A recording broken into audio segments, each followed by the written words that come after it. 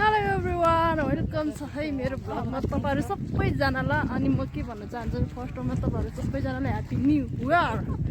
अनि आज चाहिँ हामी है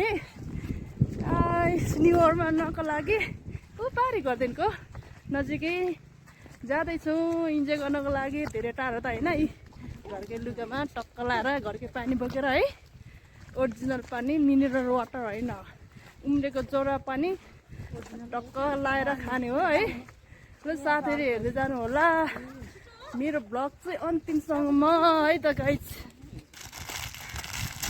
हेलो बोलेक म खोलिदिन्छु ल साथीहरु काक्रा चाहिँ यो सानो भएछ हौ।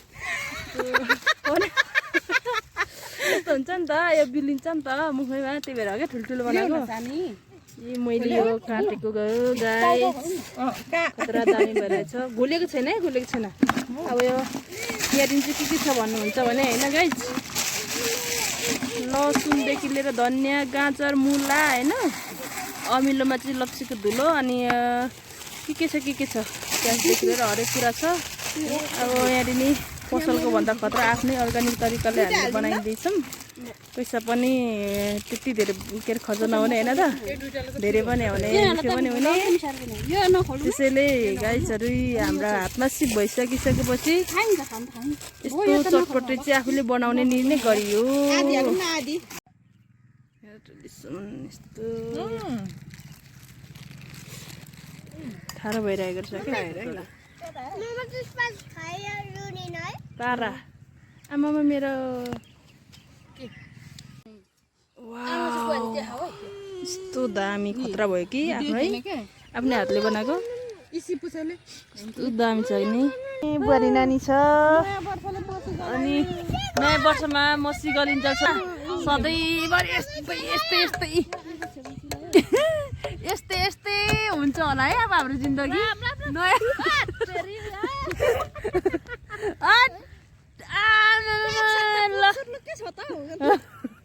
खतरा हो नि खतरा, यो त सम्झना नि त गाइस। यस्तो छ अनि हामी चाहिँ यसरी मनाइयो। कता जाने फेरि सोल्टीहरू पो गएको फेरि। सोल्टी त होला नि कि भाइहरू हो कि भाइ भनेर के साइड लाम डाइरेक्ट सोल्टी छोरा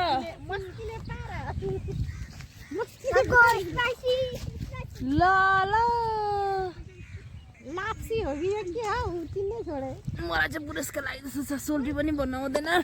ए तरिका आफ्नो सोल्टी बाइक टुङ टुङ डुस्ट्यान टाढा सुलुलुलु। अब घर जाने